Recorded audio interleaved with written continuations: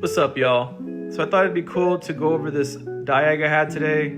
I haven't had a fun diag in a while, so thought I would record it and show you guys. So let's get started. We did have a few codes. The wheel speed sensor code stood out the most to me because it was a short to battery, which is very strange. First thing I did obviously was remove the left rear wheel and inspect the sensor. Everything looked okay, there was no damage. And next thing I did was take off all these panels to access the connector on the inside where it connects to the rest of the harness. I didn't record that, but it's just showing you all the things I took off.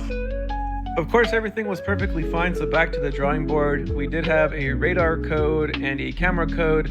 So I looked up all of these wiring diagrams, and I saw that the left rear wheel speed sensor, the radar, and the camera all share a common connector up in the front. So next step was to crawl under the dashboard and contort myself into the most horrific position to be in at 8 in the morning.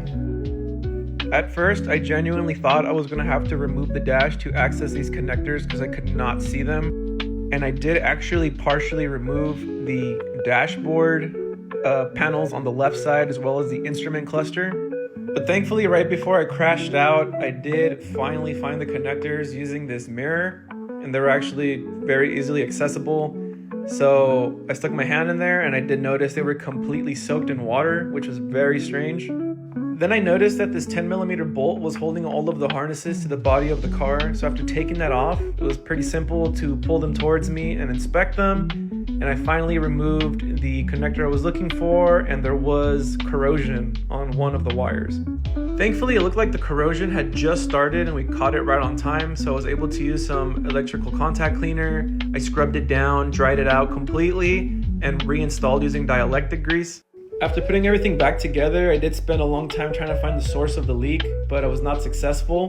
I do believe this was an outside influence, most likely due to maybe a detailer using a pressure washer on the door jambs. I have seen this happen, and the water made its way through the dash and onto this connector.